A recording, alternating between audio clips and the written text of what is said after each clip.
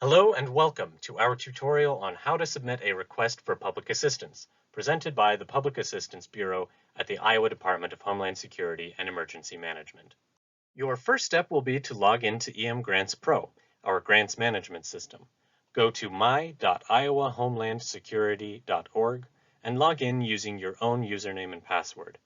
Note that in order to fill out a request for assistance, the individual who is logging in must have been given full access system rights by the system administrator and not simply read-only system rights. If you or your jurisdiction have never been granted access rights to the system, click on the Register for Access button to the right of the orange Sign In button. Fill out all red boxes on the form and submit. After you have signed up for access, our systems administrator will contact you via email with further instructions for setting up your permanent password. After logging in, your home page will appear.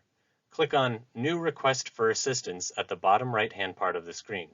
If your account on EMGrants Pro is connected with more than one entity, be sure to create a new request under the correct entity. After clicking on New Request for Assistance, this form will appear and will require the following information. For the grant, select the appropriate disaster number from the dropdown. Under Applicant, please make sure this information is correct. If changes are needed, please contact your state project specialist or simply add a note to the page. See below to add a note. For the DUNS number, you may enter your entity's DUNS number. The DUNS system, however, was replaced by the Unique Entity Identifying Number, or UEI, in 2022. If you do not have a UEI, go to sam.gov to get one. The DUNS number is no longer required for PA grants, but the UEI is. For the tax-exempt number, enter your jurisdiction's tax ID number. For contact information, select the appropriate personnel for each contact from the dropdown, or enter a new contact.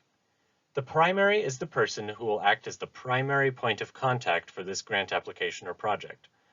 The alternate is the person who will be the secondary point of contact for this grant application or project.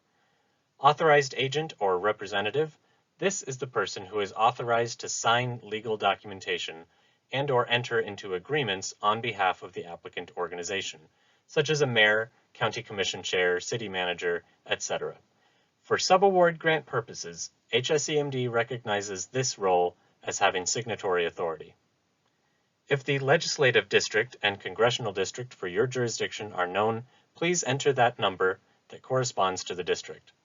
This information is not required to submit the form. You may attach documentation, add notes, or updates to HSEMD before creating the form. To add a note, click on the Add Note button at the bottom of the page. To upload a document, click on the Add Document button at the bottom of the page. Once all fields highlighted red are complete, click the Create button located towards the top left part of the page. This will submit the form to HSEMD. Congratulations! You've successfully submitted your request for assistance. Your RPA is now saved in EMGrants Pro system. HSEMD staff will be notified through the system that your RPA has been submitted. Next, HSEMD will provide FEMA with your RPA. After FEMA approves your RPA, you'll be notified by HSEMD to fill out and submit a set of application documents and a risk assessment, which is a regulatory requirement for all public assistance grant program applicants. If you have any questions about the RPA process, please reach out to your HSEMD Public Assistance Point of Contact.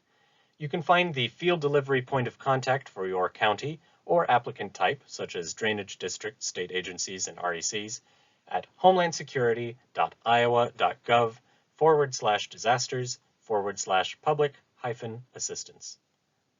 Thank you for your interest. We hope this tutorial helps your application get off to a good start.